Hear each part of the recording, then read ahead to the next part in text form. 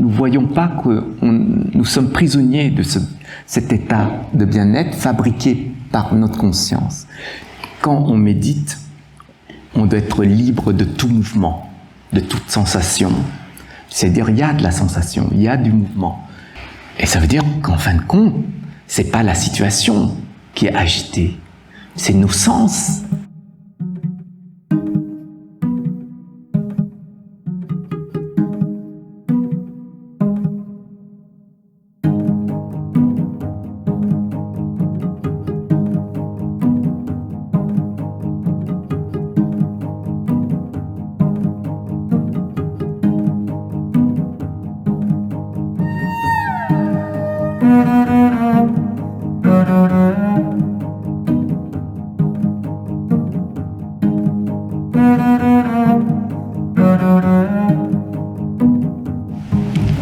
Namo Sakyamuni Bouddha. Bonjour à tous et à toutes.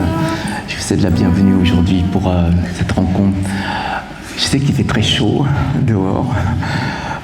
J'espère qu'on pourra tenir les séances de méditation et l'enseignement après. Je voulais savoir, est-ce que parmi vous, il y a des personnes qui n'ont jamais médité? Ou est-ce que vous avez déjà médité? Est-ce qu'il y a besoin de donner des explications sur la posture? Ou est-ce que ça va pour tout le monde? Oui, ok. Donc la posture méditative, c'est celle que vous voyez donc derrière moi, dans le sens où on essaye de garder la colonne vertébrale droite, le cou, la tête dans le même prolongement, de manière très naturelle. On ne force pas sur cette posture. Au niveau des mains, la main droite sur la main gauche, donc dans le mudra de l'équanimité. Donc essayez de garder au mieux cette posture des mains. Donc les deux pouces se touchent à peine, comme le montre en fait le Bouddha dans la posture de méditation. Donc vous pouvez aussi prendre conscience de la pression que vous mettez au niveau des pouces. Si vous voyez que les pouces commencent en fait à monter, il y a beaucoup de pression, c'est-à-dire que là vous êtes assez tendu, donc il faudra relâcher. Si vous voyez que les deux pouces commencent en fait à s'éloigner, parce que là vous êtes en train de tomber, donc là il faudra redresser un petit peu la colonne vertébrale et remettre les pouces correctement. Voilà, donc il n'y a pas de pression au niveau des pouces. Au niveau des jambes, donc ça dépend de la souplesse de chacun. Donc s'il pouvait être dans la posture du Vajra comme le Bouddha Sakyamuni, c'est-à-dire les deux jambes croisées, les pieds l'un sur l'autre. Sinon, vous pouvez être en demi-tailleur ou en tailleur, si vous pouvez. L'objectif, c'est pas de se faire mal lorsqu'on est dans la posture de méditation. Et si vraiment c'est inconfortable pour vous, que ce soit au niveau du dos ou des jambes, vous pouvez vous installer sur les tabourets à ce moment-là. Donc avec les deux jambes et les deux genoux qui se touchent, les deux mains posées au niveau des genoux. Au niveau des épaules, vous essayez de garder les épaules ouvertes. Vous ne pas courber au niveau des épaules, c'est-à-dire rentrer, donc les épaules ouvertes. Au niveau des yeux, ayez une posture mi-clos au niveau des yeux, donc ne fermez pas complètement. Surtout là, il fait chaud, donc il y a des tendances à s'endormir quand on a les yeux fermés avec la chaleur. Donc essayez de garder les yeux mi-clos, à 45 degrés au niveau du sol. Adoptez une respiration normale, votre respiration classique.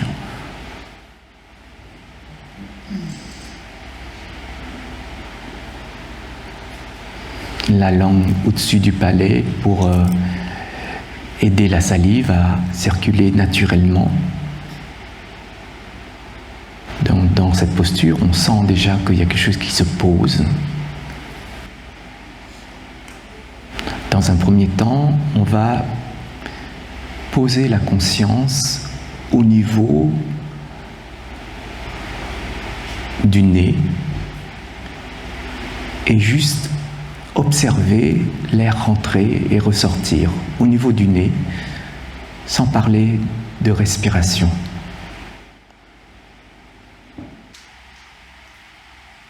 On va juste poser notre attention au niveau du nez et sentir l'air rentrer et l'air sortir.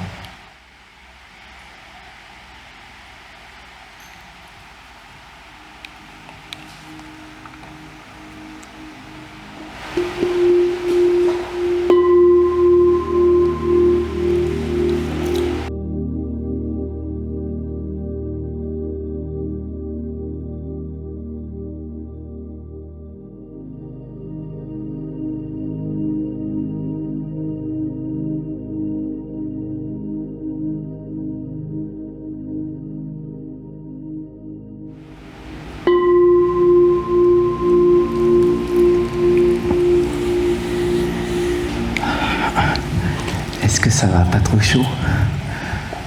Ça va pour tout le monde?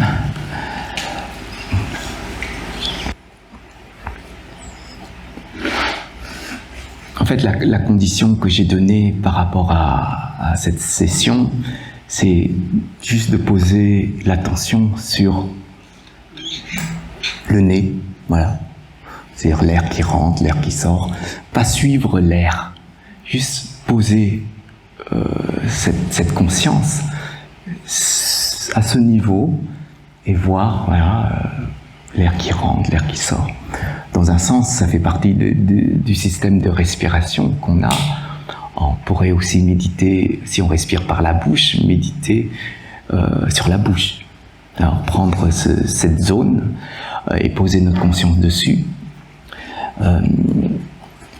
Alors je ne sais pas si ça fait bizarre ou pas, je ne sais pas si vous avez réussi ou non à faire ça, ou c'est compliqué, ou dès que vous posez des trucs qui vous tirent, voilà, qui dit non mais je veux que tu pointes ton attention ailleurs que ici. Alors je ne sais pas si c'est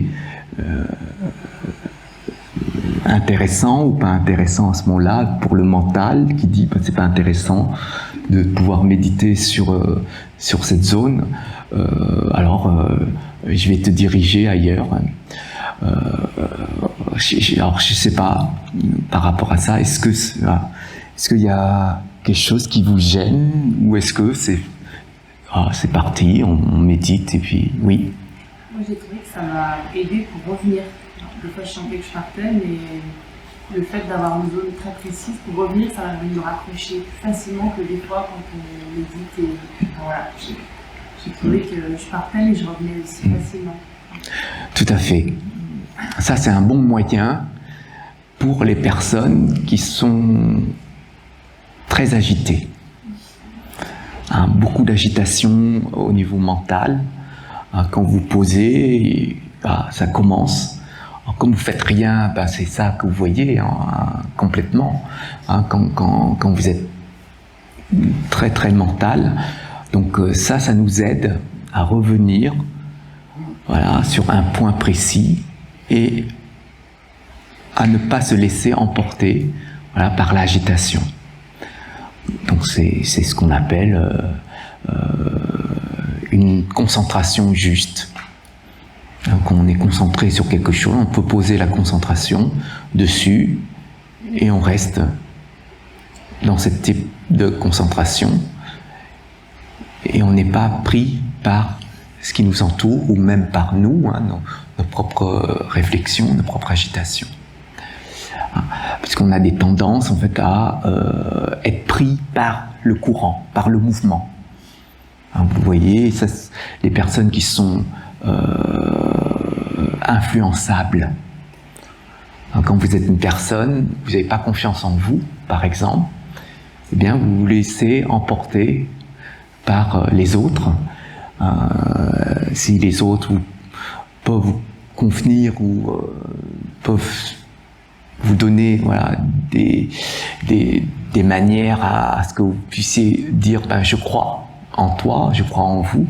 Donc ça, c'est des tendances que vous avez développées en vous. Et ça, on peut rétablir si on a des doutes sur nous, des doutes sur des choses, eh bien, on peut rétablir ça grâce à une concentration dans la méditation. Donc c'est on va dire une technique de méditation qui peut nous ramener à quelque chose qui ne vous emporte pas, qui ne perturbe pas à ce moment-là. Donc ça, c'est une première forme de méditation que le Bouddha a enseignée, et pas que lui, puisque à l'époque du Bouddha, il y avait déjà la méditation en Inde. Les hindouistes, les brahmanes, enseignaient déjà au prince Siddhartha cette forme de méditation. Donc ça vient pas du bouddhisme, donc c'est juste accéder à certains niveaux de conscience, de méditation, donc grâce à cette concentration juste, uniquement. Là, on va faire une deuxième session, donc qui sera sur la respiration, donc vous connaissez déjà, juste poser la conscience sur tout le mouvement, votre mouvement respiratoire. Inspiration, regardez le mouvement, où est-ce qu'il va, expiration, où est-ce qu'il va. Après, vous verrez peut-être à ce moment-là la différence entre ces deux formes de méditation. D'accord ? Donc on va reprendre la posture, et puis vous allez juste poser votre conscience sur votre système respiratoire. Il n'y a rien d'extraordinaire, il n'y a pas à réagir, ni à réfléchir dessus, donc c'est quelque chose de très naturel. Juste poser l'attention sur le mouvement respiratoire.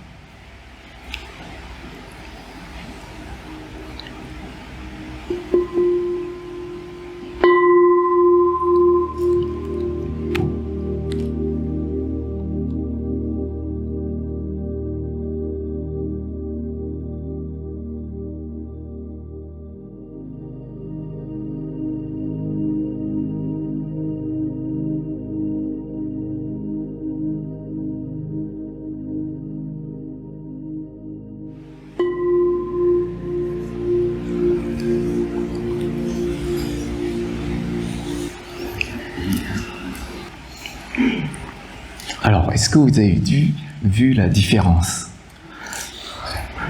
Ou c'est un peu difficile à identifier? En fait, la différence, déjà, au niveau de ces deux méditations, c'est que la première, c'est une concentration. Il y a juste une image, on va dire comme ça. Et c'est comme une photo. L'air qui passe au niveau du nez, c'est comme prenez une photo, et puis l'air qui ressort, c'est aussi une photo. En fait, c'est comme si vous méditez avec une photo qui est figée sur une zone, sur un point précis. C'est pour ça qu'on appelle ça la concentration juste, c'est-à-dire qu'il n'y a pas de perturbation. Tandis que la deuxième méditation, c'est un mouvement, puisque la conscience, elle regarde le mouvement de la respiration. Quand l'air va rentrer, redescendre, puis ressortir. Donc, dans la première, il n'y a pas forcément une interprétation, ou voire même une réaction face à ça, puisque c'est juste une photo qu'on prend. C'est pour ça qu'on est stable. On appelle ça le calme mental. Samatha. C'est-à-dire que, voilà, et on est là, à être concentré sur une image. Tandis que le deuxième, quand il y a des mouvements, on peut réagir. C'est bizarre, mon rythme respiratoire. Là, peut-être que j'inspire pas assez d'oxygène. Et quand j'expire, c'est bizarre, il y a un sifflement. On peut réagir face à ça. Parce qu'il y a un mouvement construit une histoire. Et des fois, on réagit face à une histoire. Et donc, c'est plus difficile, parfois, selon comment nous fonctionnons. Et donc, le deuxième, c'est ce qu'on appelle classiquement dans le bouddhisme vipassana. Et il y a ces deux formes de méditation, samatha et vipassana. Donc, si on dit qui est le meilleur, quel type de méditation est mieux, on ne va pas dire que c'est mieux, il n'y a pas de comparaison vraiment par rapport à ces deux formes de méditation. Ça dépendra aussi de nous, si nous sommes des personnes très agitées, toujours en mouvement, agitées intérieurement et extérieurement aussi. C'est pour ça que la première méditation, la première forme de méditation, c'est poser. On se pose et on va poser notre attention sur une photo. Donc ça, on sait que là, le corps il est plus agité, le mental il va plus courir. S'il court, on sait le faire revenir. C'est pour ça que le Bouddha disait que les idées, c'est comme un cheval qui court sans arrêt. Sans arrêt, on a des idées. Voilà. Et le mental, lui, il se comporte comme un singe qui saute sans arrêt. Donc, pour pouvoir faire revenir ces deux animaux, eh bien, on prend cette technique de poser sur une image notre conscience.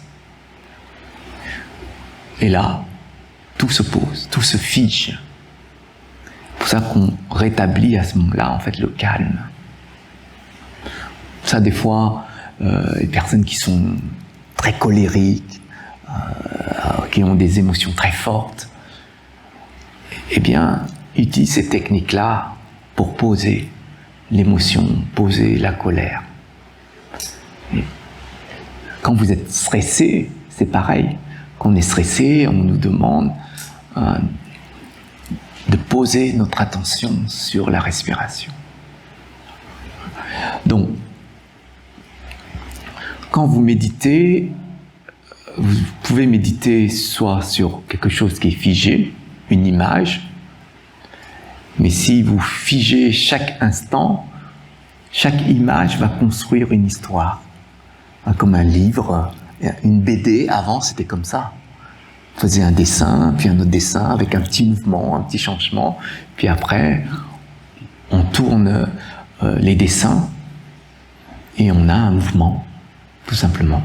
Donc ici c'est pareil, quand vous méditez, il faudra voir qu'est-ce que vous avez besoin comme forme de méditation.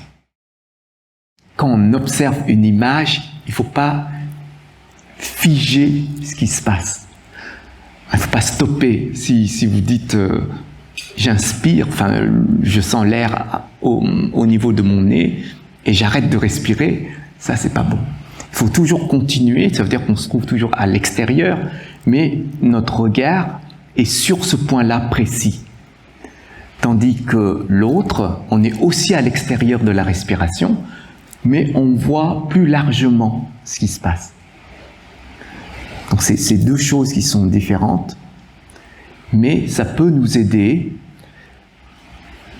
peut-être dans la deuxième méditation, à comprendre comment fonctionne notre respiration. Quand vous inspirez, quand vous expirez, à comprendre. Comprendre, ça veut dire voir le rythme, qu'il y a un rythme, il y a quelque chose. Et peut-être que cette forme de méditation, on pourrait l'appliquer quand vous avez un état émotionnel, par exemple. Quand vous avez un état émotionnel, vous pouvez méditer plus largement sur votre respiration et voir que le rythme, il a peut-être changé. Oui. Et si on voit qu'il y a un changement au niveau du rythme respiratoire, c'est qu'il y a peut-être une compréhension sur nos émotions, l'impact de nos émotions sur notre respiration. Donc ça nous donne une ouverture sur une forme de sagesse sur notre respiration et sur aussi le lien de notre respiration sur nos propres états. Par exemple, quand vous êtes ici, vous êtes posé, je ne sais pas s'il y a des personnes qui sont en colère dans la salle.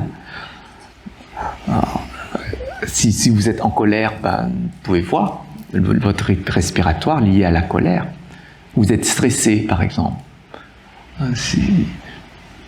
Si on vous pose une question directement et on vous demande de répondre, peut-être que vous n'avez pas l'habitude de parler devant tout le monde, ou vous êtes timide. Donc vous pouvez être stressé à ce moment-là, à cause de votre timidité, eh bien vous pourrez méditer à ce moment-là sur votre mouvement respiratoire. Vous voyez, donc il y a un plus, on va dire comme ça, mais quelqu'un qui est agité de manière chronique ne pourrait pas méditer sur tout le mouvement respiratoire. C'est très compliqué. Oui, ça veut dire que l'attention est compliquée de suivre un mouvement par rapport à une attention qui est posée sur une image. Quand nous sommes déjà, sans méditer, sans parler de méditation, quelqu'un qui est posé, c'est-à-dire vous n'êtes pas agité, eh bien la deuxième méditation est plus adaptée. Mais ça veut dire que l'attention ou la concentration, eh bien, n'est pas encore vraiment établie chez nous pour pouvoir juste regarder une image. C'est-à-dire qu'il y a un travail à ce niveau. Des fois, c'est comme dans une salle de classe, quelqu'un qui est soit très visuel ou très auditif, au moindre petit bruit, ça le perturbe. Et donc ça veut dire que son attention, sa concentration est déjà liée à un schéma de fonctionnement et que ces schémas est peut-être lié à la conscience auditive ou la conscience visuelle. Et donc cette concentration-là manque de largeur. Et donc il faudra à ce moment-là travailler plus sur le mouvement.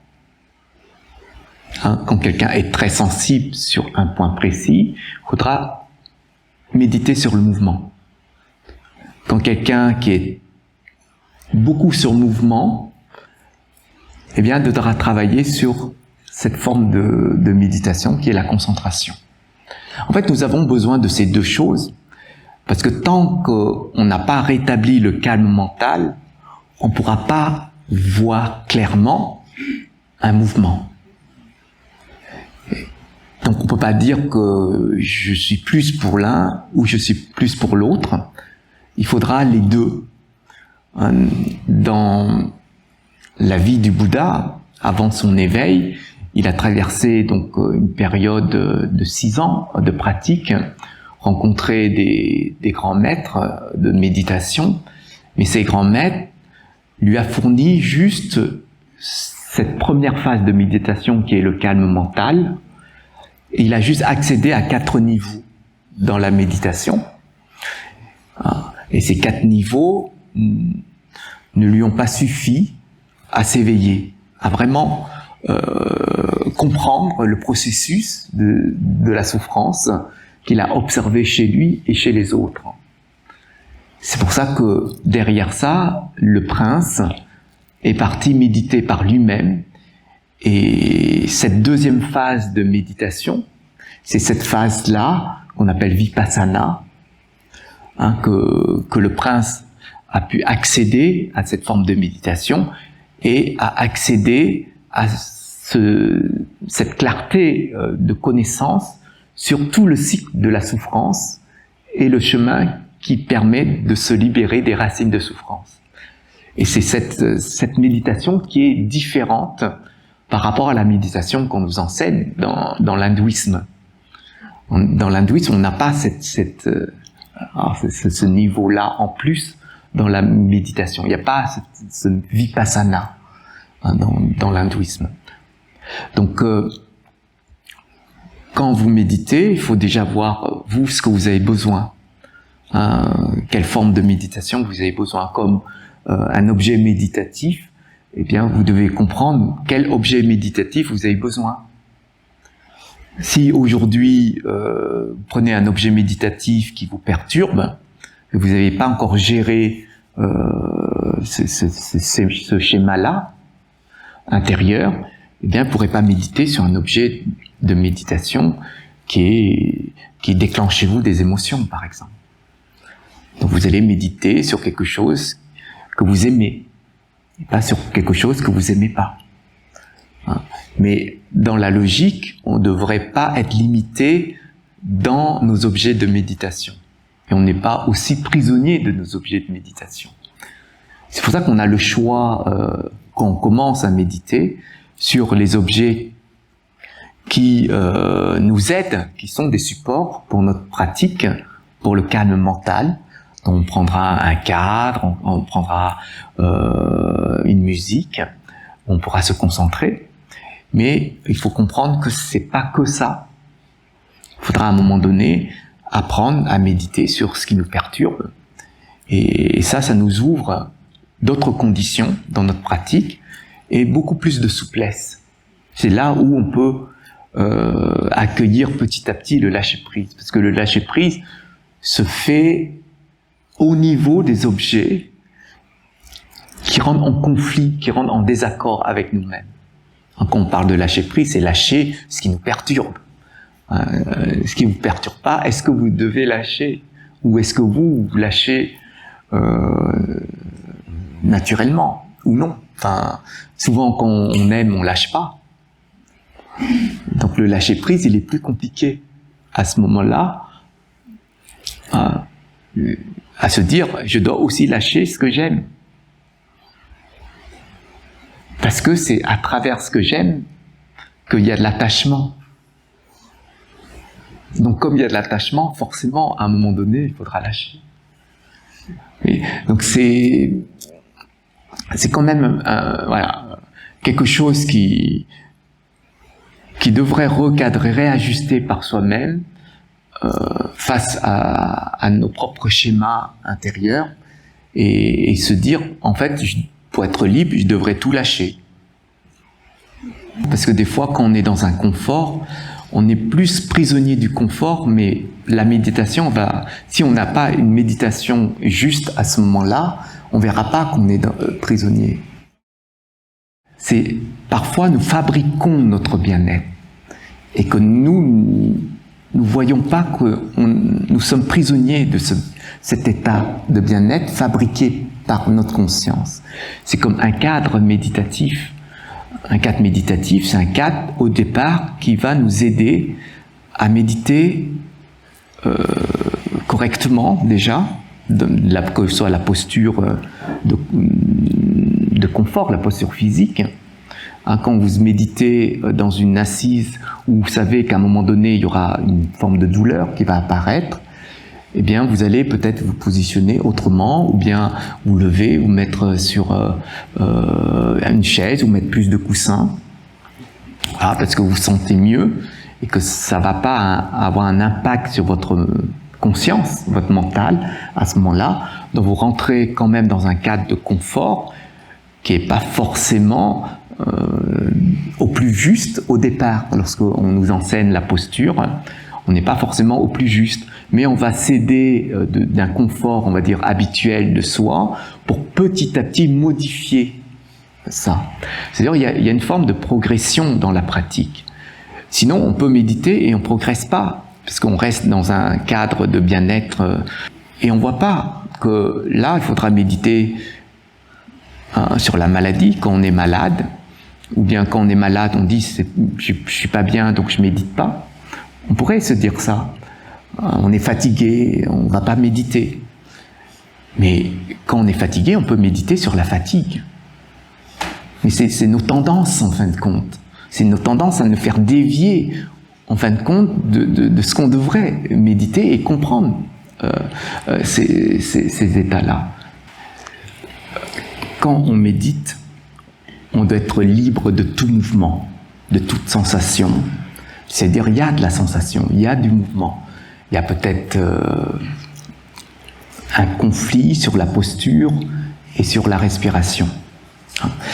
Mais tout ça, ça fait partie du jeu. Je veux dire, dans cette session-là, pour nous, peut-être pas pour d'autres personnes. D'autres personnes auront une autre expérience par rapport à ces mêmes conditions de méditation. Mais nous, on devrait être au-dessus encore. C'est-à-dire, au départ, on est juste à ce niveau, puis après, il y a des choses qui se révèlent. Si on est pris par ce qui se révèle, eh bien, on doit juste observer ce qui révèle. C'est-à-dire, on est prisonnier par nos sensations, par ces dualités, on pourrait dire comme ça. Et c'est comme ça qu'on continue à méditer. Mais sinon, on est pris par ça. Et après, on pourrait se poser des questions à ce moment-là. Est-ce que j'ai bien fait ? Est-ce que j'ai une bonne posture ? Est-ce que je me suis bien concentré sur ma respiration ? Peut-être que c'est une première expérience et que j'ai pas l'habitude, voilà, de méditer dans ce sens-là. Et donc, ça déclenche ces nouvelles conditions chez moi. Mais ce n'est pas important. Parce que ce qui est important, c'est de garder cette conscience au-dessus de tout ce qui arrive, tout ce qui se déclenche. Que ce soit agréable ou désagréable. C'est pour cela qu'on arrive petit à petit, en fin de compte, à ne pas être pris par ce qui se passe. Et la respiration, pourquoi on l'utilise dans la pratique méditative ? C'est parce que elle est là avec nous, elle est toujours là avec nous. Et donc on ne pourrait pas dire et trouver comme raison j'ai été pris par quelque chose d'autre parce que je ne respire plus. Comme je respire tout le temps, eh bien je peux toujours poser mon attention dessus. Et c'est un mouvement aussi qui pourrait jamais nous perturber. Mais si on méditait sur un autre mouvement qui nous perturbe, eh bien là on pourrait être pris par ce mouvement et dire oui, c'est logique que je sois perturbé parce que j'ai médité sur quelque chose qui a déclenché chez moi une perturbation, mais pas la respiration. Donc, je pense qu'il faudrait expérimenter à nouveau, peut-être dans d'autres cadres, à ce moment-là, sur le mouvement respiratoire, et voir est-ce que c'est toujours ce sens-là ? Si c'est toujours dans ce sens-là, eh bien, il faudra apprendre à lâcher. Pour ne plus jouer sur les deux plateaux, vous restez au milieu. Il faut toujours rester au milieu. Peut-être le corps, il est d'un côté, peut-être l'énergie est de l'autre, mais on reste au milieu juste pour regarder, on n'est ni dans l'énergie, ni dans le corps. C'est cette observation-là qu'il faut avoir en conscience. C'est comme vous avez une douleur, ok.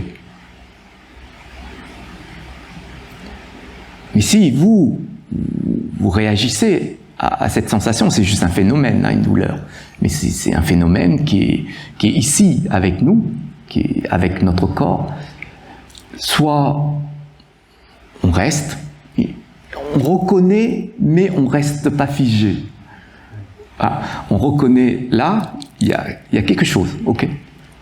Une sensation, ou vous dites douleur, mais ça peut être n'importe quel mot que vous pouvez poser dessus, des fourmis, etc. Mais c'est pas important. C'est pas utile, en fin de compte, pour votre bien-être. On va dire comme ça. Donc si c'est pas utile pour votre bien-être de vous focaliser sur cette sensation qui vous perturbe, vous allez orienter votre attention sur quelque chose qui est utile. Donc si c'est votre respiration qui est utile pour vous, vous orientez votre attention sur votre respiration. Et si la posture de la colonne vertébrale c'est utile pour vous, vous pouvez poser votre attention sur la posture de la colonne vertébrale, et si vous voyez que c'est un peu courbé, eh bien vous réajustez. C'est sûr que quand on fait rien et qu'on est assis, il y a des manifestations, il y a des choses qui s'élèvent, hein, c'est normal. Hein, quand on est en activité, il y a des choses qui s'élèvent, on ne voit pas parce qu'on est pris par l'activité. On est pris par l'extérieur, donc la conscience, le mental est dirigé vers l'extérieur. Donc on n'a pas, nous, cette attention qui est ici. Tandis que là, on ne fait plus rien, et on va voir nos schémas qui sont récurrents, même des tendances, hein, notre manière de respirer. Il y a ceux qui respirent par les poumons, il y a ceux qui respirent par le ventre, il y a ceux qui inspirent et le ventre, il gonfle pas. Il fait le contraire, en fait. Il y a ceux qui expirent, et ben, le ventre, il gonfle. Vous voyez, donc, vous pouvez prendre conscience de ça, hein, ça fait partie du corps. Et vous dites, ah, mais je ne savais pas, quand je suis en activité dans la société, dans le monde, je ne vois pas que je respire pas bien, que ce n'est pas le mouvement logique de la respiration. Donc, c'est aussi comme ça qu'on prend conscience qu'il faut rétablir les choses ici. C'est comme quand vous êtes stressé, vous savez que vous n'êtes pas bien. Si vous ne savez pas que vous n'êtes pas bien, c'est que vous n'avez pas posé votre attention sur vous. Vous avez posé votre attention sur votre futur, sur ce qui se passe là devant vous. C'est ça, ça nous aide lorsqu'on se pose, ça nous aide vraiment à voir ce qui s'élève et pas à fabriquer ce qu'on voudrait que les choses quand ils s'élèvent. Et je pense qu'il faut expérimenter encore et encore ça pour vraiment révéler les choses, voir si ça continue ou c'est juste parce qu'on est ici dans un cadre avec les conditions de méditation. Je ne sais pas si c'est clair. Oui. En fait, on a des obstacles. Je ne sais pas si vous connaissez les obstacles dans la méditation. Il y a 5 formes d'obstacles que le Bouddha avait expliquées quand nous méditons. Et les 5 formes ici peuvent aussi être plus liées en fait à samatha. C'est-à-dire cette forme de méditation sur un point. Et, quand vous êtes sur un point, eh ben, nos tendances, tout simplement, vous voyez, vous savez que la souffrance est liée à nos sensations. Soit c'est agréable, soit c'est désagréable. Soit nous sommes OK ou pas OK. Voilà. Et ça, c'est nos sens. C'est comment nous avons posé nos schémas sur nos sens. Il y a ceux qui aiment bien ce type de musique, d'autres formes de musique, ceux qui aiment bien ce goût-là, d'autres types de saveurs, etc. Donc on voit que selon comment nous avons construit nos schémas de sens, eh bien, on va développer plus ou moins du bien-être ou de la souffrance. Mais ce bien-être-là est lié au schéma, c'est-à-dire aux conditions des schémas, ou ce mal-être-là est lié aussi aux conditions de nos propres schémas, en fin de compte. Donc un bien-être fabriqué ou un mal-être fabriqué. Or, on dit toujours, le mal-être est toujours fabriqué. Mais dans le bien-être, ce qui est difficile, c'est d'identifier que ce bien-être-là, il n'est pas fabriqué, et ce bien-être-là, il est fabriqué. Et donc le bien-être fabriqué, c'est le bien-être qui est lié à nos sensations. Donc vous avez vos sens, ici visuel, auditif, olfactif, gustatif, tactile et mental. Mais vous voyez, quand vous regardez et que vous avez posé des schémas sur ce qui peut être agréable pour vous, une fleur, une couleur, une personne, un habit, enfin tout ce qui vous entoure en fin de compte, la nature. Donc tout ce qui est visuel, eh ben, c'est lié à ce sens-là, visuel. Mais vous voyez, par le visuel, on peut être bien, et par le visuel, on peut aussi ne pas être bien. Ce visuel-là peut entraîner un schéma de bien-être, hein, projeter ce schéma de bien-être autour de vous, et cette projection-là a trouvé l'écran qu'il faut. Parce que si l'écran il n'est pas du tout adapté à cette projection, à ce schéma qui est projeté, eh bien, vous ne serez pas en accord. Mais si l'écran qui est devant et le schéma que vous projetez sont complètement en accord, eh bien, vous êtes bien. Si vous avez des schémas qui sont liés à ce désaccord, eh bien, ces schémas vont se projeter. Être en accord, c'est pas dire je veux plus de violence, je suis dans la violence et je suis en accord. Non, être en accord, c'est simplement se dire là il y a la violence, ok, j'y peux rien, c'est pas moi, je suis pas initiateur de ça. Voilà.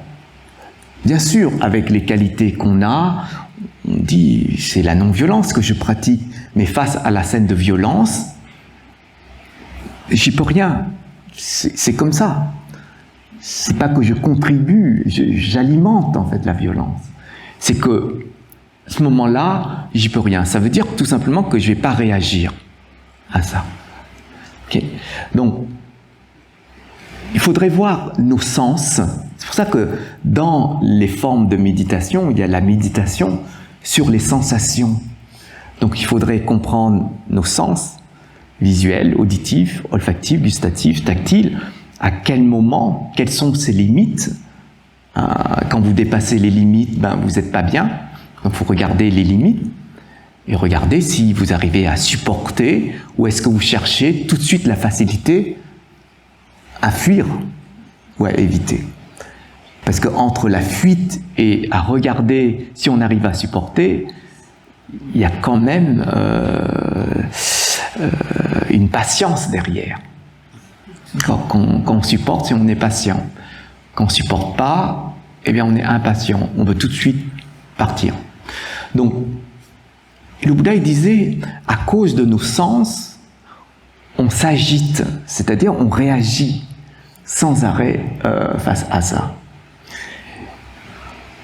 Et ça veut dire qu'en fin de compte, c'est pas la situation qui est agitée, c'est nos sens qui nous agitent. Donc c'est nos sens qui déclenchent chez nous nos émotions, et positifs ou négatifs. C'est pour ça que le Bouddha, il a expliqué que pour pouvoir éviter de se laisser entraîner par nos sens, on va méditer sur un point. Logiquement, lorsque nous sommes face à une situation dont notre intérieur n'est pas en accord, on devrait lâcher prise. Lâcher prise, ça veut dire maintenir un état d'équilibre intérieur. Et là, on peut envoyer les qualités, les souhaits, etc. Si on est agité et on va utiliser les qualités pour apaiser notre intérieur, en final, c'est pas la bonne manière. La bonne manière, c'est dire, là, j'ai lâché prise face à la situation, donc je suis calme intérieurement. Donc ce que je vais pouvoir donner aux autres, c'est ce calme intérieur. Donc, grâce à cette forme de méditation sur fixer, voilà, et se concentrer sur un point, on n'est plus connecté par les autres sens. C'est pour ça qu'on n'est pas pris par nos sensations. C'est pour ça que le Bouddha, il avait pratiqué cette forme-là pour reprendre en main tout simplement le calme intérieur. Et le Bouddha disait, le premier obstacle, c'est le désir. face à cette forme de méditation. Pourquoi? Parce que quand vous êtes assis, ceux qui sont impatients vont être dans le désir de dire quand est-ce que ça s'arrête. Je ne sais pas si parmi vous, tout à l'heure, durant la session, est-ce que parmi vous, il n'y a pas des personnes qui disent « mais c'est long ». Oui? Ah, vous endormez. Ah, quand est-ce que ça s'arrête? Vous voyez? Et ça, c'est une forme de désir, en fin de compte. C'est pas forcément le désir par rapport à la session parce qu'on n'arrive pas à supporter, parce qu'elle est longue. Il y a aussi le désir de méditer. Ah, aujourd'hui on va méditer, j'aime bien, je veux méditer le plus longtemps possible, mais pourquoi il a arrêté? Vous voyez? Il y a ça aussi, on veut que ça va plus longtemps pour nous, mais c'est voilà, arrêter à ce moment-là. Donc, le désir, c'est un des obstacles de notre pratique. C'est pour ça que quand nous méditons, il n'y a pas de désir. La méditation, c'est naturel. C'est pas quelque chose qui est fabriqué. Le désir peut fabriquer la méditation. Quand nous méditons, comme c'est naturel, il n'y a pas de besoin. On peut méditer quand nous sommes en activité, par exemple. Ça se fait naturellement. Si on a besoin, ça veut dire qu'on n'a pas pris le naturel des choses. Donc il y a un manque, entre guillemets. C'est comme si vous dites, avant je méditais beaucoup, mais aujourd'hui j'ai beaucoup d'argent et je veux voyager. Et j'ai perdu cette période, pendant cette période, ma méditation. Et à un moment donné, je me réveille, je me dis, tiens, j'ai un manque là, et donc je vais méditer. Donc ça aussi, ce sont des phases qu'on a dans la vie où on a fait telle chose, on a appris ces choses-là, puis à un moment donné, on a fait autre chose. Mais est-ce que la chose qu'on avait fait avant, que ce soit la méditation ou autre, eh bien, on a pris conscience que c'est naturel chez nous ou non?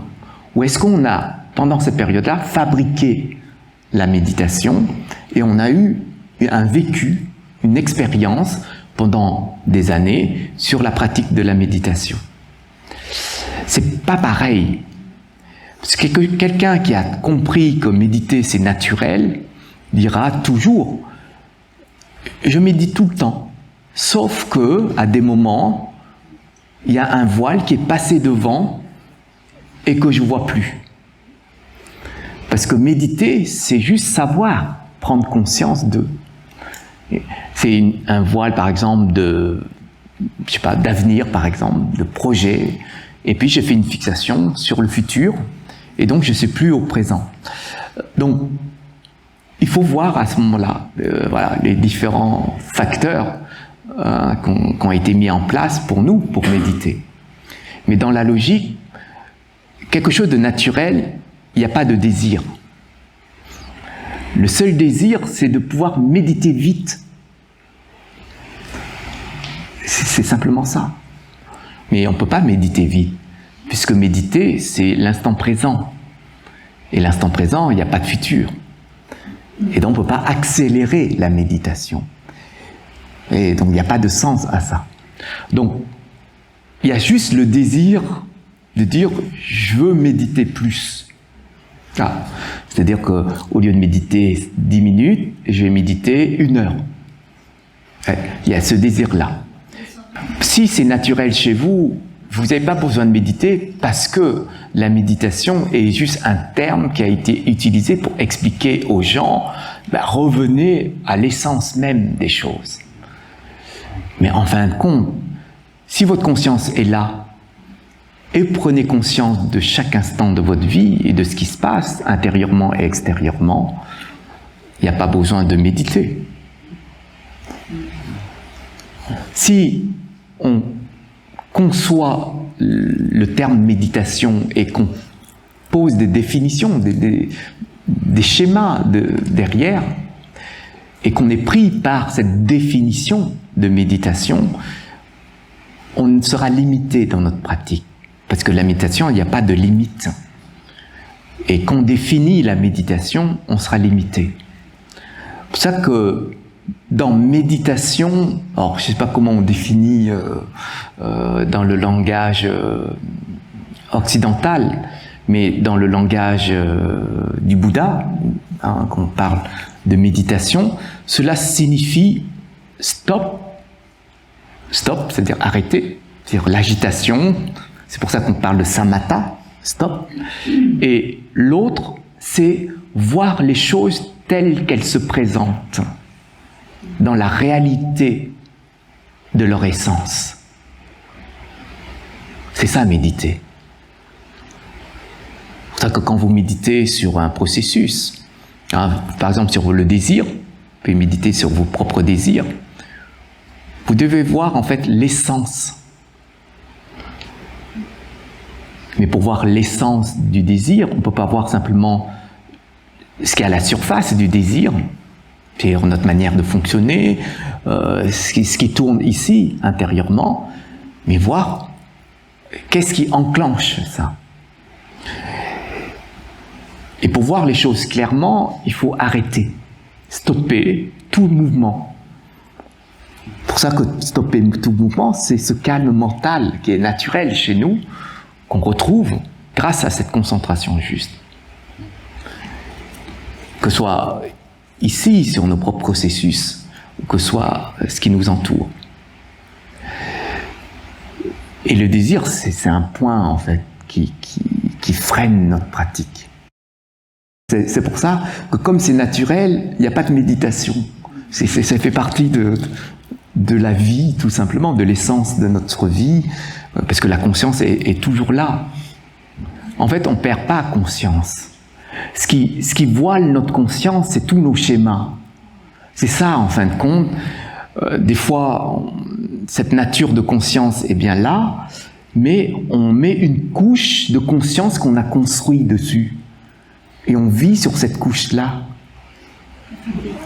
Voilà. Et en fin de compte, on pense que c'est ce niveau-là qu'on doit utiliser pour notre méditation. Et ça, c'est quand même, on se base sur un état d'ignorance. Hein. On se base dessus pour méditer. C'est pour ça qu'à chaque fois que vous êtes attrapé par un phénomène, juste dit, je prends conscience du phénomène. Oui. Vous vous faites attraper voilà, par votre émotion, par votre situation, etc. Et bien dites-vous, c'est juste un phénomène là qui est devant moi. Et dès que vous dites, j'ai juste un phénomène qui est devant moi, c'est juste la colère, c'est juste l'émotion, c'est juste la situation, eh bien vous êtes à l'extérieur, instantanément vous êtes à l'extérieur, vous êtes libre hein, instantanément. Donc en fin de compte, la conscience nous aide à rester toujours à l'extérieur. Et on ne sera jamais pris même par une conscience fabriquée. Même le niveau de conscience qui est fabriqué, même très subtil, eh bien on se libère aussi. Donc, en fin de compte, on a vraiment un outil qui nous maintient intérieurement en liberté. C'est-à-dire, on n'a plus besoin d'apprendre à lâcher prise, parce qu'on est toujours libre. Le deuxième obstacle, c'est la colère. Quelqu'un qui médite,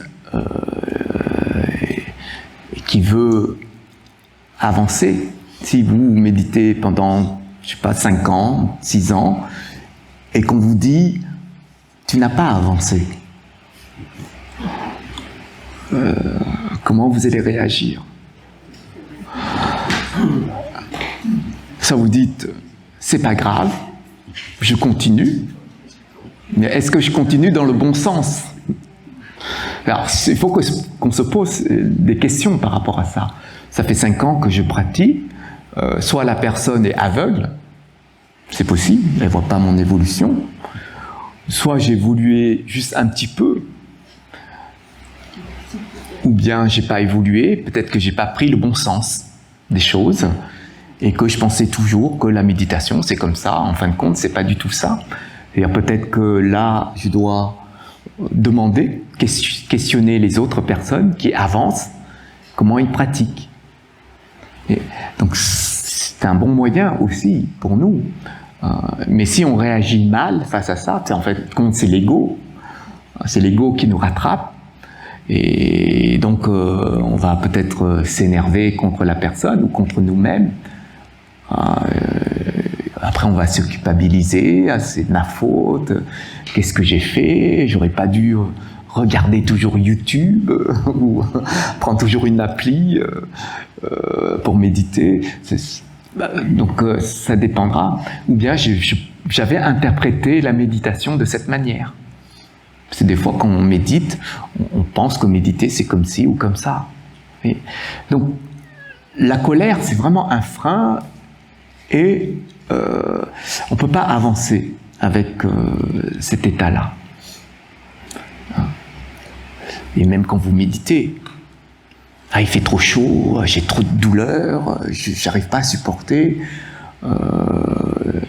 Ça aussi, quand vous méditez, bien vous êtes quelqu'un qui est souvent faible. Vous pourrez voir à ce moment-là si vous arrivez ou non à avoir la bonne posture. Donc, on pourrait à un moment donné ne plus avoir la patience qu'il faut et perdre patience et puis à ce moment-là abandonner la méditation. Donc ça, c'est le deuxième point. Le troisième obstacle, c'est la somnolence. La torpeur, la somnolence, ça c'est... Je pense que vous avez expérimenté cet état-là quand vous méditez. Or, si vous n'avez pas encore expérimenté, essayez de méditer très tôt le matin. Vous vous réveillez très tôt, pas l'habitude de vous réveiller tôt. Vous allez méditer, vous verrez tout de suite que maintenir la posture, c'est très compliqué, très difficile. Mais même après le déjeuner, vous méditez après déjeuner, vous verrez, déjà quand vous méditez pas et que vous êtes au travail, vous allez méditer devant votre écran. Vous allez vous endormir très rapidement. Donc, ça c'est lié aussi en fait aux énergies. Quand vous commencez à méditer et que vous voyez que ça tombe, en fait, qu'est-ce qui fait tomber? C'est pas la méditation, c'est pas l'environnement, c'est nous. Parce que si c'était l'environnement, tout le monde tomberait comme vous. Si c'était la méditation, tout le monde aussi tomberait comme vous. Mais on voit bien que ça vient d'ici, de nos propres schémas. Et en fin de compte, quand on arrive à fluidifier les énergies, grâce aussi à la posture, c'est pour ça qu'on dit faut rehausser les énergies quand on est dans la posture physique, eh bien, on aura de moins en moins ces états de somnolence. Et vous verrez, quand vous méditez plus longtemps, régulièrement, eh bien, vous verrez que vous allez moins vous endormir, même après votre déjeuner, même quand vous allez vous réveiller tôt le matin. Alors ça s'apprend aussi par une éthique de vie, c'est-à-dire la paresse mentale, ça on le connaît. Le matin quand vous vous réveillez, eh bien faut vous lever tout de suite et pas traîner dans le lit ou dire encore je reste encore un petit peu ou c'est dimanche. C'est dimanche, donc on a le droit de dormir un peu plus longtemps.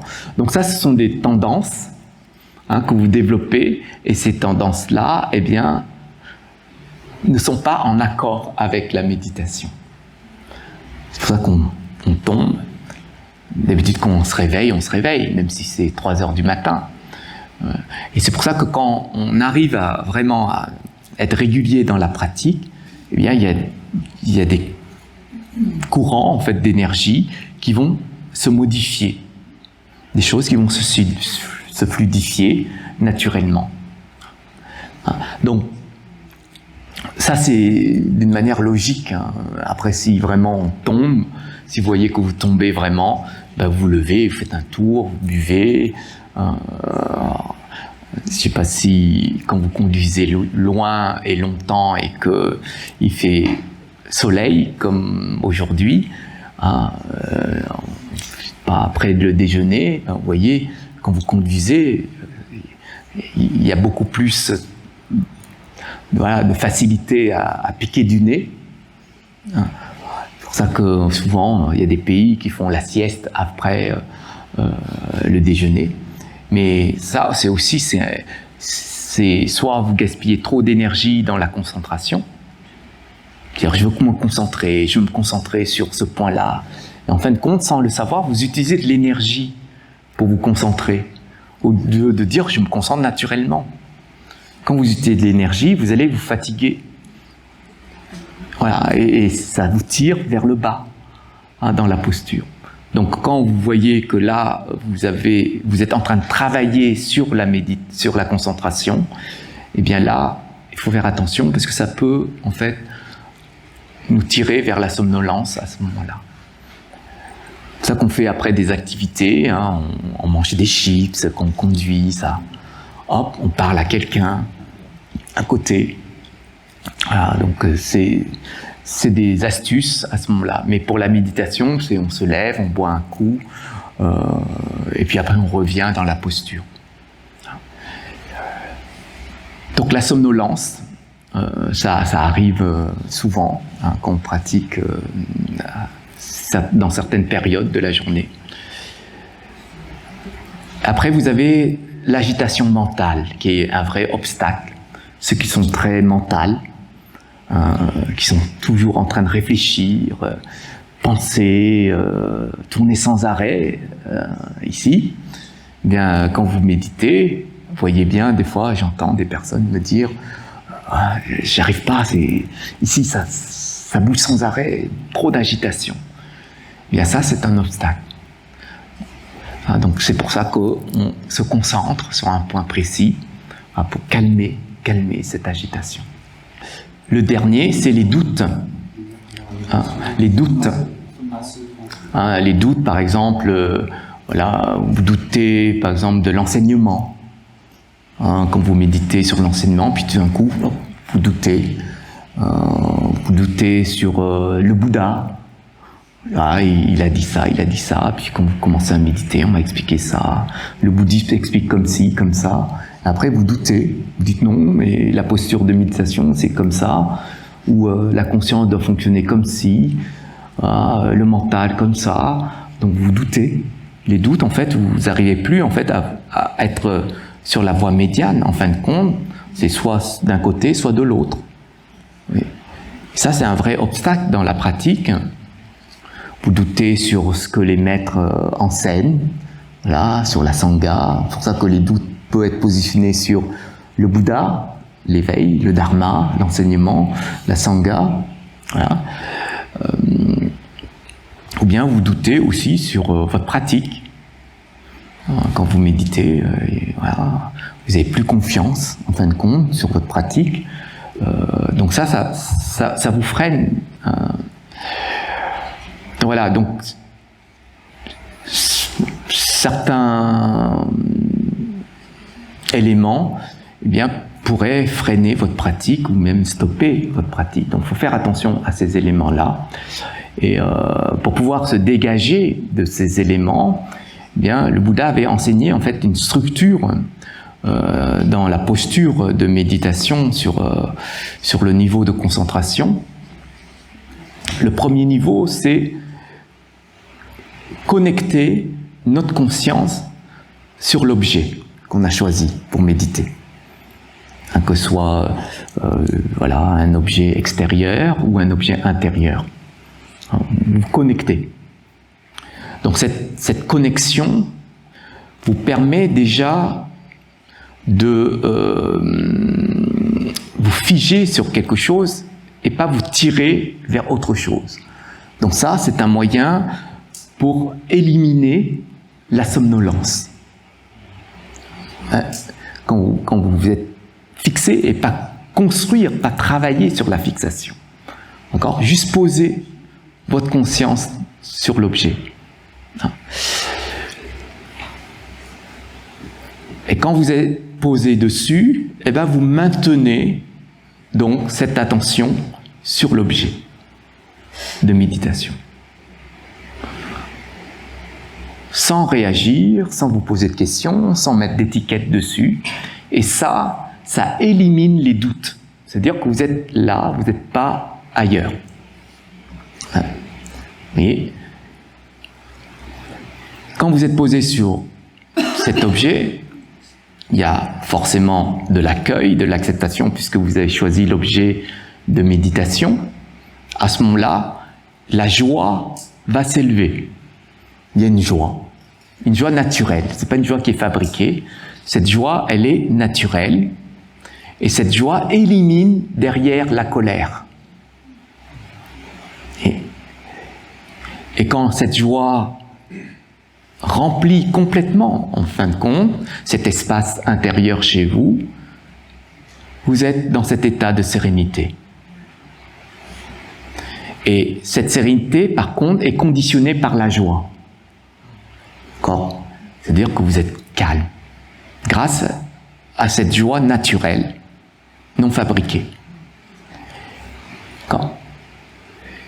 Et le calme mental va éteindre tout simplement l'agitation, voilà, qui pourrait perturber votre pratique. D'accord ? Donc ça éteint l'agitation. Et quand ça éteint l'agitation, vous êtes complètement dans la concentration juste. C'est-à-dire en un point. Et quand la concentration est juste, c'est là où vous éliminez le désir. Voilà. Donc, si on pratique vers ces phases-là, enfin avec ces points-là, ces étapes-là, eh bien on n'a plus, entre guillemets, d'éléments qui pourraient perturber notre pratique ou qui sont des obstacles pour notre pratique. Donc ça, c'est juste la première phase de méditation. Donc, selon vos niveaux, eh bien, vous allez accéder à des niveaux de méditation que vous allez petit à petit abandonner de plus en plus, en fait, les phases. C'est comme si vous utilisez des outils et aujourd'hui, vous avez réussi à réaliser un premier niveau. Eh bien, vous devez abandonner les outils qui vous ont aidé à cheminer vers ce premier niveau. D'accord ? Voilà. Donc c'est comme ça qu'on avance, c'est pour ça qu'arrivé à un certain niveau, nous sommes complètement dans le calme, quelle que soit la situation. Mais cette forme de méditation, de samatha, est pratiquée que sur la pause, c'est-à-dire l'assise. C'est pas, on ne se lance pas dans les activités de la vie de tous les jours et on dit samatha. Vous êtes concentré sur un point, vous n'allez pas rester figé comme une pierre devant les gens qui sortent du métro, par exemple. Vous ne pouvez pas méditer comme ça, parce que vous êtes en mouvement déjà. Par rapport à Vipassana, qui est plutôt traduit par vision pénétrante, et ça, vous le connaissez puisqu'on le pratique quasiment à chaque fois. C'est aussi cette partie qu'on appelle la pleine conscience. Par rapport à l'autre, il y a toutes les consciences qui restent ouvertes, tandis que samatha, c'est on ferme les sens, les consciences de sens, et on ouvre juste la conscience. Et donc ça nous permet donc d'ouvrir toutes les consciences, et ces consciences-là nous aident à ce qu'on appelle la vision pénétrante ou la contemplation pénétrante. C'est-à-dire qu'on va regarder plus largement les phénomènes, ce qui se passe, par exemple sur le désir, sur l'attachement, sur la colère, sur l'impatience, donc ce qui peut être utile pour vous pour pouvoir changer. Donc vous allez utiliser cette technique. Or ça c'est lié aux phénomènes, et donc ce sont des phénomènes qui sont utiles pour votre progression, votre évolution intérieure. Donc on ne peut pas méditer par exemple sur le processus des nuages par exemple. Vous ne pouvez pas rester devant et puis dire les nuages fonctionnent comme ça, le soleil est comme ça. On pourrait méditer comme ça. Ça procure une pause en quelque sorte, mais ce n'est pas utile pour comprendre comment nous sommes intérieurement. Donc c'est pour ça que le Bouddha a basé cette vision pénétrante sur 4 niveaux d'attention. Donc il y a l'attention qui est liée au corps et l'attention qui est liée à l'intérieur du corps. Donc la première attention, c'est l'attention sur le corps. Alors, le corps ici, c'est tout ce qui est physique, évidemment. Par exemple, quand vous marchez, prenez conscience que vous êtes en train de marcher. Quand vous mangez, quand vous êtes assis, quand vous êtes couché. Donc tout ce mouvement du corps, vous prenez conscience. Quand vous respirez. D'accord ? Donc la respiration fait partie aussi de cette attention-là. Alors, ce n'est pas uniquement sur les mouvements du corps, il y a aussi ce que vous ressentez du corps. C'est-à-dire, votre main s'ouvre, et bien regardez, votre main s'ouvre. Vous voyez, c'est tous les mouvements, en fin de compte, du corps. Ça, c'est la première attention qu'on pratique dans cette forme de méditation, donc Vipassana. Le deuxième niveau d'attention, c'est sur les sensations. Donc ça aussi, on a vu dans nos méditations. De temps en temps, je vous demande de méditer sur vos sensations agréables ou désagréables. Mais ici, pour que ce soit utile dans cette forme de méditation, c'est sur les sensations qui provoquent chez vous des émotions, tout d'abord. C'est-à-dire si par exemple vous entendez quelque chose qui vous plaît pas, eh bien c'est une sensation auditive. Donc là, il faudra méditer dessus. C'est-à-dire vous posez votre conscience sur l'audition, sur les mots, sur la définition de chaque mot, sur votre attitude, vos réactions. Et après, vous allez vous poser la question, est-ce que c'est logique ma réaction face à ce qui est dit ? Est-ce que c'est pas mes tendances ?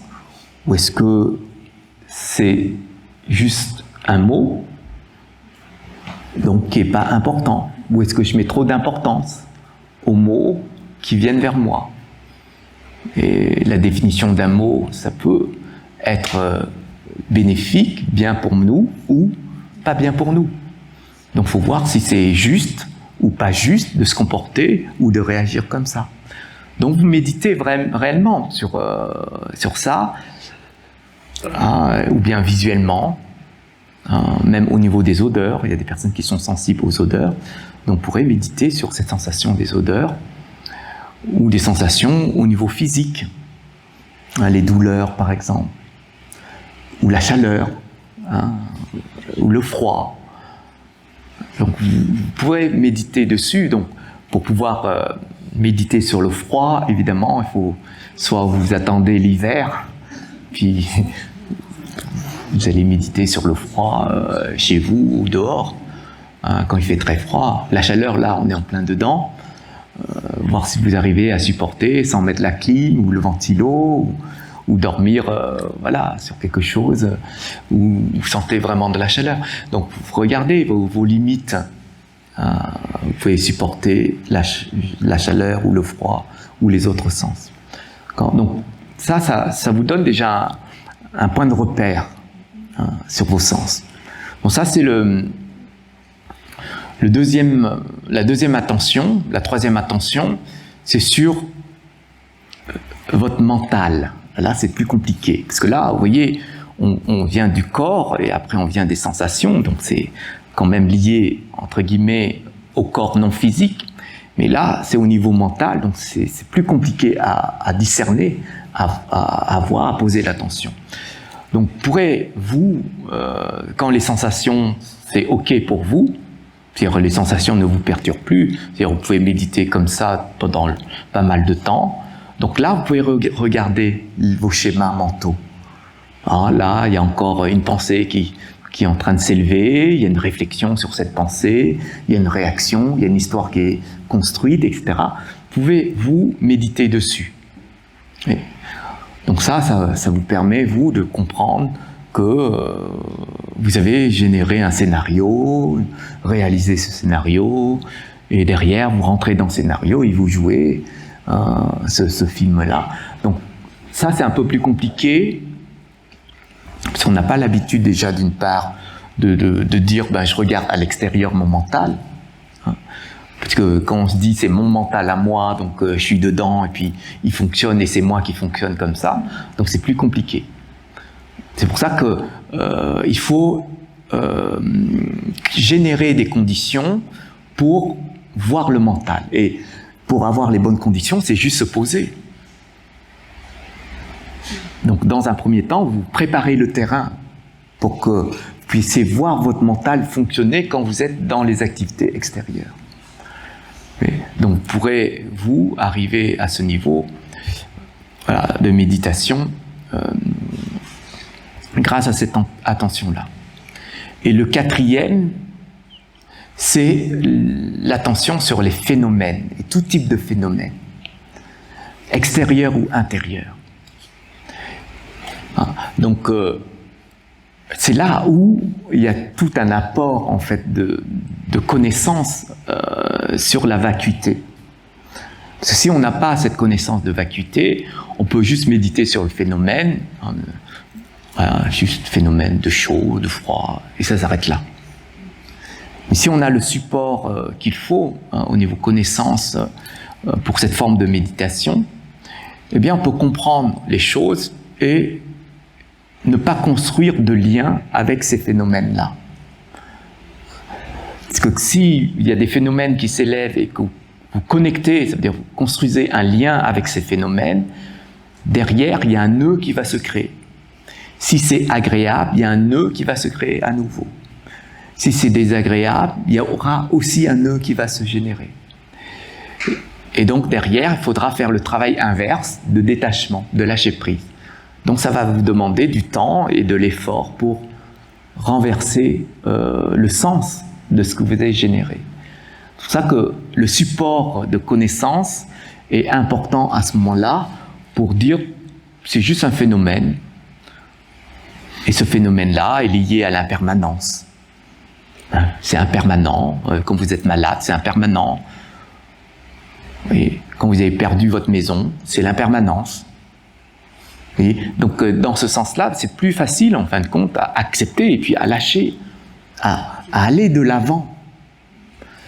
D'accord. Et il y a des phénomènes qui sont compliqués à défaire, il y a d'autres phénomènes qui sont plus simples. Donc, vous pourrez aussi identifier, vous, les phénomènes complexes. Ça veut dire qu'il y a beaucoup de nœuds à l'intérieur, et des phénomènes qui sont simples, il y a un peu de nœuds, donc on peut se défaire. Mais ça, il faut un support, comme la mort, comme la vieillesse, enfin tout ce qu'on a reçu des enseignements du Bouddha, en quelque sorte. Le non-soi. Et si vous vivez et que vous recevez l'enseignement sur le non-soi, et que vous dites c'est n'importe quoi, le non-soi, ça ne veut rien dire. En fin de compte, j'ai mon ego, ça n'existe pas, le non-ego. Si vous considérez ça, c'est que vous allez rentrer dans ce cadre des doutes. C'est tout ça qu'il faut déblayer chez nous. Donc ça fait partie de la pratique de Vipassana. Et Vipassana, c'est une pratique qui se fait aussi à l'extérieur. Vous voyez, dans le monde extérieur. C'est arriver instantanément à voir la situation, elle n'est pas importante. Ma colère, elle est importante. C'est-à-dire que je dois gérer ici et pas là-bas. Puis arriver à méditer dans ce sens-là, c'est un vrai support d'évolution pour nous. Donc il faut s'entraîner. Donc voilà les deux formes de méditation qu'on utilise dans le bouddhisme. Donc la première forme, on peut retrouver ça dans l'hindouisme, mais pas la deuxième forme. La deuxième forme est que dans le bouddhisme. Et pareil, sur le karma, par exemple, il faut méditer sur la deuxième forme. au niveau du karma. Je ne sais pas si c'est clair pour vous, hein, ces deux formes-là, mais quand nous méditons, on médite soit sur l'un, soit sur l'autre, évidemment, mais bien voir qu'on ne peut pas dissocier les deux et dire l'autre est meilleur, et puis on va méditer que sur une seule forme. Donc la première forme, samatha, au niveau karmique, on renaît que dans les sphères supérieures. Dans le bouddhisme, on explique qu'on a différentes dimensions de renaissance. Il y a des dimensions, alors quand on dit supérieure, c'est au niveau de l'élévation, hein, de la conscience. Donc ça nous élève et on a des conditions plus favorables de non-souffrance dans les sphères supérieures par rapport à l'autre, où là, on se libère complètement du cycle des existants. C'est-à-dire cette capacité de comprendre tout le processus de la souffrance et nous-mêmes de s'en libérer, c'est-à-dire atteindre le nirvana et l'éveil d'un Bouddha. Donc c'est la deuxième forme de méditation. C'est pour ça qu'il faut apprendre déjà le calme mental, parce que c'est je veux dire, la condition nécessaire pour pouvoir accéder à la deuxième forme de méditation. En fait, dans la tradition Vajrayana, c'est une tradition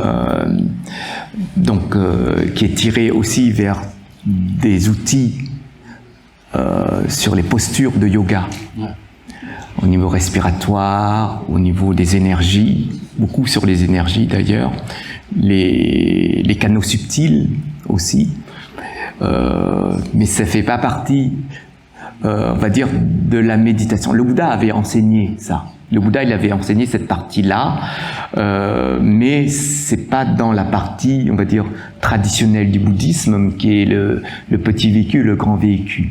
La partie tantrique, c'est une partie très particulière, qui est enseignée par le Bouddha, qui est pris dans la tradition tibétaine, Vajrayana, mais de manière générale, il faut avoir les conditions karmiques pour pouvoir recevoir donc ces initiations, et c'est pas tout le monde. Aujourd'hui, même la tradition tibétaine n'enseigne plus le Vajrayana pur et dur.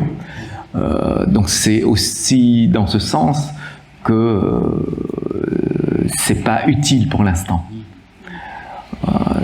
Alors, dans la première forme, c'est-à-dire samatha, si nous arrivons au quatrième niveau, quand on parle de quatrième niveau, c'est-à-dire que les 5 étapes que je vous ai expliquées tout à l'heure, eh bien, vous allez diminuer des étapes. Quand vous diminuez des étapes, ça veut dire que vous n'avez plus besoin. Si vous n'avez plus besoin, ça veut dire que vous avez monté d'une marche. Il y a 4 marches. Et quand vous arrivez à ces 4 marches, vous développez, c'est ce qu'on appelle des pouvoirs psychiques.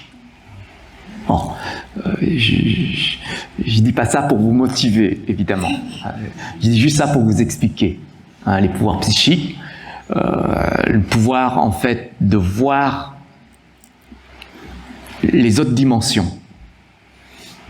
C'est-à-dire quand vous arrivez à ce niveau, vous pouvez voir en fait les autres dimensions et comprendre que les autres dimensions, ça peut nous aider, voilà, à pratiquer plus. Le deuxième niveau, c'est vous pouvez entendre partout. Vous voyez, par exemple, le Bodhisattva de la compassion a cette capacité d'entendre. Elle est juste là, ben elle entend partout, dans toutes les dimensions qui existent. Le troisième niveau, c'est cette capacité, voilà, de pouvoir traverser les espaces. Traverser, voire matérialiser les espaces.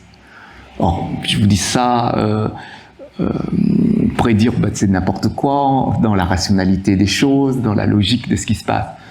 c'est-à-dire traverser les murs, marcher sur l'eau, etc. Parce que il y a des niveaux comme ça que nous, pour l'instant, on ne comprend pas. Voilà. Nous, on est trop ancrés dans le rationnel, etc. On ne peut pas. Donc ça, c'est le 3e niveau. Le 4e niveau, c'est de regarder les autres et de voir réellement, intérieurement, leur schéma énergétique, leur blocage, leur forme de karma. C'est comprendre, en fin de compte, ce qui se passe à l'intérieur. Et ça nous demande à nous de se comprendre. En fait, plus on se comprend ici, plus on a cette capacité d'ouverture pour voir de cette manière les autres. Et le 5e niveau, c'est de voir toutes nos vies passer. Pas encore. Ça, c'est juste le premier niveau, en fait, la première forme de méditation. Donc, vous pouvez voir, en fait, vos vies passer. Le Bouddha, ce qu'il a vu grâce à la 2e forme de méditation, c'est tout le cycle de souffrance. C'est ça.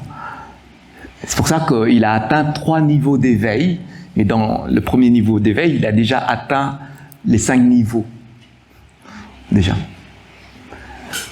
Donc c'est cette capacité qu'on a lorsqu'on pratique samatha. C'est-à-dire que c'est comme si vous avez le soleil. Quand vous mettez la main à l'extérieur, il y a le soleil, les rayons du soleil qui tapent votre main. Ça fait rien, juste vous sentez un petit peu de chaleur.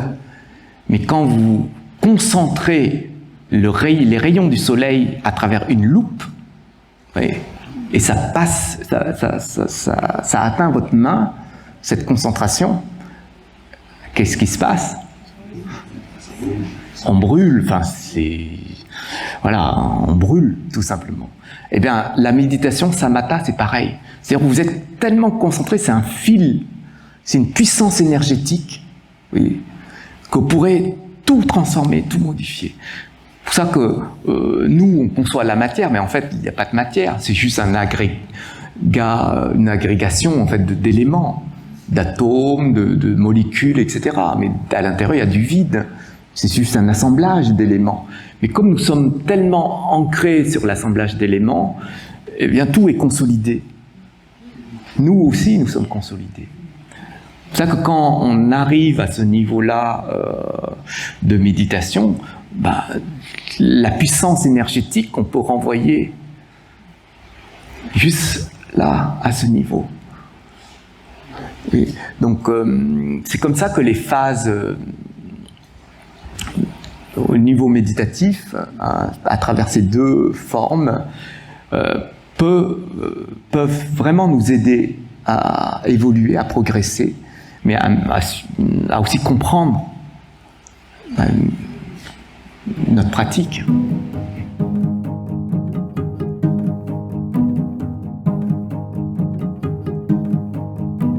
Quand nous avons confiance en nous, il n'y a pas de doute. On a confiance en nous. Quand on a confiance, on va dire « je suis quasiment sûr que c'est comme ça qu'il faut faire ».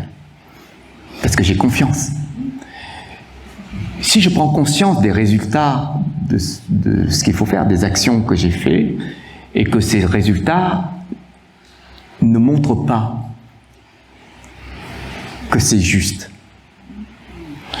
eh bien, grâce à cette confiance, je vais corriger. Surtout quand, en fait, la confiance, le doute met une croix sur la dévotion. Sur ce qui est dit, je ne comprends pas, mais c'est dit comme ça, est-ce que j'accroche ou pas? C'est-à-dire, est-ce que je veux comprendre avant de faire, ou est-ce que je fais et je comprends derrière? D'accord. Donc, quand on n'a pas de doute, il me dit ça, j'ai confiance, je le fais. Si Si je le fais, les résultats sont pas ce qu'il faut. Je me positionne moi par rapport à ce que je fais. Et je me positionne moi par rapport à ce que j'ai reçu. Donc j'ai pas de doute par rapport à ça, parce que je change les choses. C'est parce que j'ai confiance que je change. Mais il y a des doutes, je comprends, il y a des doutes où dit, je sais pas, à gauche, à droite, au milieu, je vais aller à gauche. Je vais. Si j'embarque avec moi l'état de doute, si j'embarque avec moi, si je doute au début, je doute parce que, je sais pas, il y a 3 voies, je sais pas laquelle est adaptée à moi. Je vais pas dire, j'attends des gens qui viennent et qui sont expérimentés sur ces 3 voies, qui vont m'expliquer, etc. Je rencontre personne. Donc c'est pas même question de doute, c'est j'y vais et puis je verrai derrière ce qui va arriver. Si je vois que c'est pas adapté à ce que j'attends, eh bien je vais revenir et je vais repartir sur une autre voie.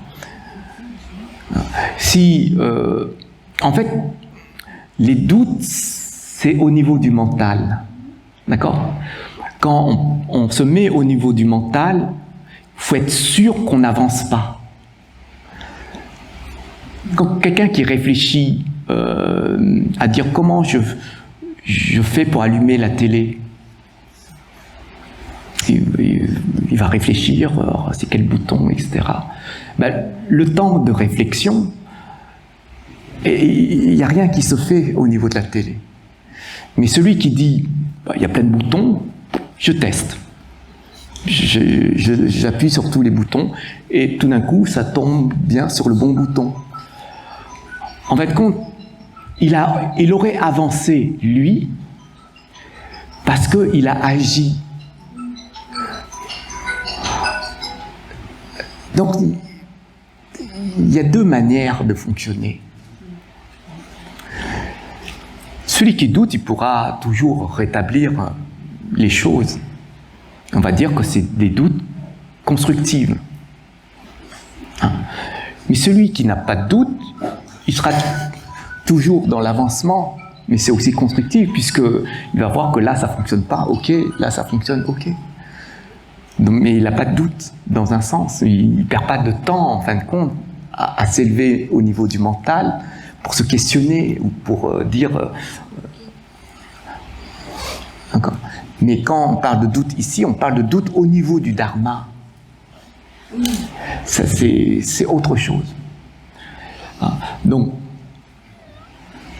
dans le bouddhisme, soit on est trop mental et qu'on n'avance plus parce qu'à un moment donné, on se reste bloqué parce qu'on ne comprend pas, soit on n'est pas assez mental, c'est le côté extrême évidemment, on avance parce qu'on me dit de le faire, etc. Et c'est jamais moi, c'est toujours quelqu'un qui me dit de le faire, donc je vais avancer comme ça. Le Bouddha, lui, dit c'est ni l'un ni l'autre, il faut rester au milieu. Donc de temps en temps, on va comprendre pour avancer. De temps en temps, on n'a pas besoin de comprendre, mais on avance aussi. Et sur ces 2 points de vue, ces 2 plans-là, il n'y a pas de doute qui s'élève. En fait, quand nous méditons, on ne doit jamais interpréter quoi que ce soit. C'est pour ça qu'on parle de voir les choses telles qu'elles sont. Même si on comprend ou même si on ne comprend pas. Souvent, on se fait tromper par le mental. En fait, le mental est très habile, il est très vicieux, il est très très vicieux. Il veut simplement être en accord avec ce qu'il voudrait. Voilà, c'est dans ce sens-là. Quand nous méditons, voir les phénomènes tels qu'ils se présentent, c'est même pas mettre des étiquettes dessus. Dès qu'on met des étiquettes dessus, il y a déjà une réaction. D'accord. Quand on regarde un phénomène, on va dire, mais comment je peux comprendre le phénomène si je ne mets pas d'étiquette? D'accord. Mais est-ce que ce phénomène fait partie d'un processus du mental? C'est ça qui est compliqué en fait à discerner, à vraiment faire la différence entre ça, entre juste conscience et le mental. Le Bouddha il disait, on a besoin du mental pour comprendre les choses parce qu'on a toujours fonctionné comme ça. Donc aujourd'hui, on nous demande d'analyser, d'étudier, de comprendre, parce qu'on a besoin d'utiliser cet outil mental pour comprendre intellectuellement. Mais si on veut comprendre la sagesse ne se fait pas intellectuellement. La sagesse se fait que par l'expérience. C'est pour ça que celui qui va appuyer toujours les boutons de la télé, à un moment donné, il va développer la sagesse du bon bouton. Hop. Il va se rappeler que c'est toujours ce bouton-là. Mais celui qui va analyser et qui va dire « je vais prendre le mode d'emploi », il va lire, il va essayer de comprendre, il va dire « c'est le 3e bouton », etc. En plus, il n'y a que la photo des 12 boutons, il va se poser des questions, lequel, etc. Il peut tomber sur le bon avec le mode d'emploi. Mais à force de ne pas pratiquer, il va oublier. Il va reprendre le mode d'emploi. Je ne sais pas si ça vous arrive, des fois, de dire « mais je ne me souviens plus comment je fais fonctionner cet appareil, etc. » Alors les gens disent « mais ça veut dire qu'il faut casser 10 télés pour comprendre réellement que le bon bouton, il est là. » Ben, l'expérience nous montre. Celui qui étudie une carte, celui qui se trompe sans arrêt pour aller dans cette rue, c'est pas pareil. Ou celui qui utilise toujours le GPS, c'est pas pareil. Mais celui qui utilise le GPS, il a confiance au GPS.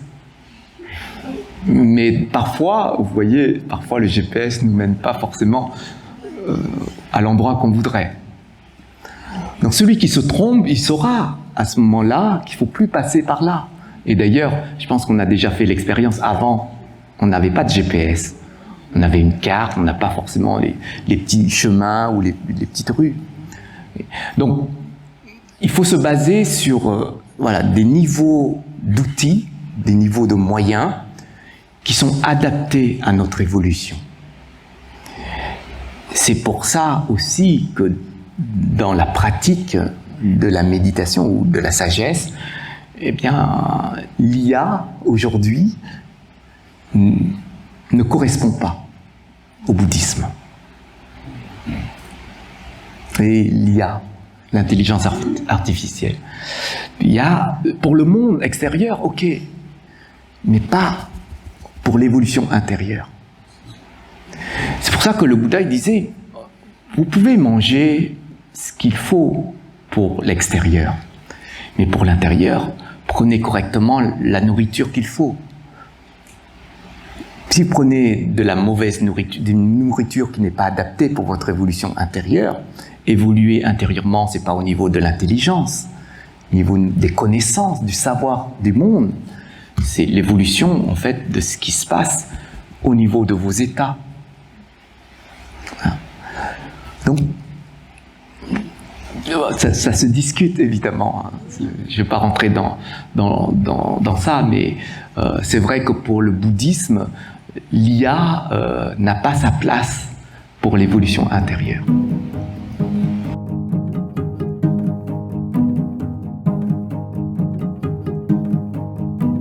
Or, les animaux n'ont pas comme nous le mental. Évidemment, ils n'ont pas les schémas que nous, on a générés. Nous, ici, par rapport même à la douleur, hein, les niveaux de douleur. Ils n'ont pas non plus l'imagination débordante. Il n'y a pas ça. Eux, c'est leur nature d'instinct. Ils ont peut-être une sensation de douleur. On peut même pas dire, c'est nous qui interprétons tout simplement leur douleur. Donc on sait même pas si c'est comme ça ou non. Hein. On peut piquer, ils réagissent. Bon, forcément, ils ont des nerfs comme nous. Donc on peut pas vraiment évaluer par rapport à ça. Mais ce qu'on sait, c'est qu'ils peuvent pas discerner de ce qui est bon ou de ce qui est mauvais. Il n'y a pas cette vie de dualité. Ils vivent selon leur instinct de survie, voilà, et quand ils voient de la nourriture, ils vont chasser, ils vont manger, mais ils sont pas là pour dire là je vais tuer un être. Ils n'ont pas cette conscience-là. Nous, on a cette conscience, mais il faut voir comment on va l'utiliser. Comment on va utiliser ce mental, cet outil en fait du mental, et ce qui est généré dedans. Lui, qu'est-ce qu'il va piocher comme schéma de fonctionnement? C'est lui qui déclenche les émotions. Nous, on ne pourrait pas dire qu'un animal, il est en colère. Ils ont peut-être... Enfin, ils ont un niveau de conscience, ça c'est sûr et certain, ils ont un niveau de conscience, mais ils n'ont pas d'autre niveau de conscience. Et donc, ils n'ont pas les sensations comme nous, hein, de désir, voilà. Ils n'ont pas ça. Ils n'ont pas l'impatience. Ils n'ont pas dit toi, tu m'amènes trop lentement ma nourriture. Ah, ça, je suis pas sûre. Non, dans le sens où c'est l'instinct de survie. Mais il ne va pas frapper l'autre parce que l'autre... c'est juste l'instinct de survie. Donc quand on lui prend sa nourriture, il va réagir. C'est l'instinct de survie. Mais les animaux ont une conscience derrière, une vie en même temps, mais ils n'ont pas cette capacité comme nous de discerner les choses et de dire là je fais quelque chose de pas bien, ou là je fais quelque chose de bien, ou bien de se changer. Hein, nous on a ce discernement qui est beaucoup plus précis, hein, et en même temps avoir cette capacité de changer notre intérieur. En tout cas, par rapport aux animaux, ce qu'on peut dire sur nous, déjà, mais ce qu'on observe d'eux. Mais on ne peut pas dire comment ça se passe à l'intérieur d'eux. On ne peut pas le dire. Sauf si c'est notre interprétation par rapport à nos observations. Quelqu'un qui est en colère, que vous voyez en colère, peut-être qu'il n'est pas en colère. Peut-être qu'il s'est mis dans cette posture parce qu'il a voulu donner un message ou faire réagir quelqu'un d'autre, etc. Donc, nous, on ne peut pas en fait interpréter. Il n'y a que les personnes qui ont cette vision, hein, ce niveau en fait de rentrer à l'intérieur des autres, des êtres, pour voir comme le Bouddha, par exemple. Le Bouddha, il comprenait les animaux. À son époque, il avait des postures pour donner des messages aux animaux. Il avait cette capacité, parce qu'il avait cette posture, cette connaissance déjà. Mais nous, à notre niveau, on n'a pas, donc on ne peut pas interpréter. C'est pour ça qu'on doit prendre les choses telles qu'elles se présentent et en rester là. Et voilà. Et ça peut nous aider vraiment à éviter d'être dévié, voilà, d'une compréhension. Vous voyez, des fois on est borné, nous sommes bornés, et on pense que c'est toujours comme ça. Et là, c'est l'ignorance qu'on va attraper derrière.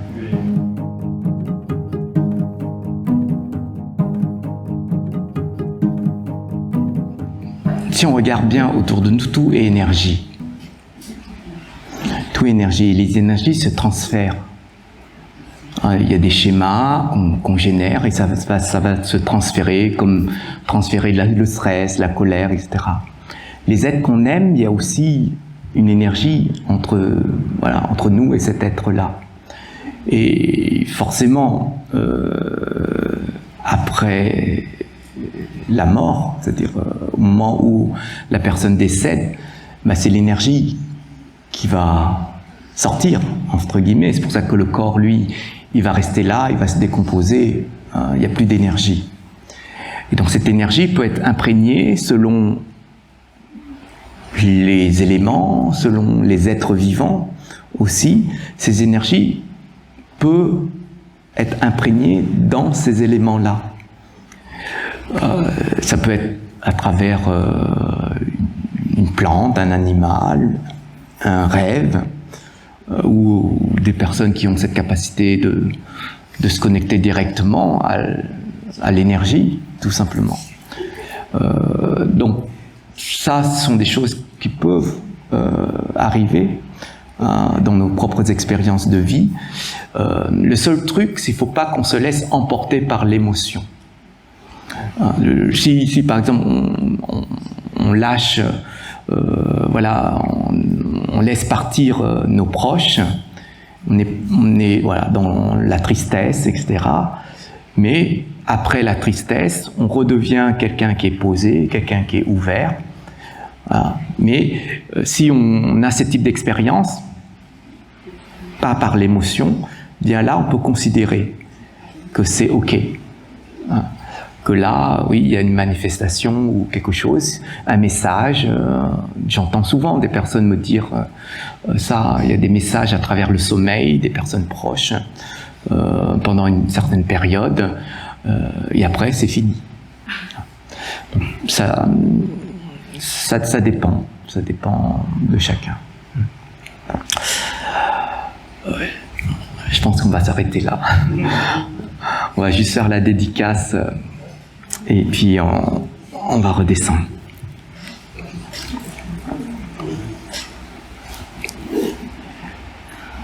Chúng sanh vô biên thệ nguyện độ phiền não vô tăng thệ nguyện đoạn pháp môn vô lượng thệ nguyện học Phật đạo vô thượng thệ nguyện thành. Nguyện đem công đức này hướng về khắp tất cả đệ tử và chúng sanh đều chọn thành Phật đạo. Merci à vous. Je vous souhaite...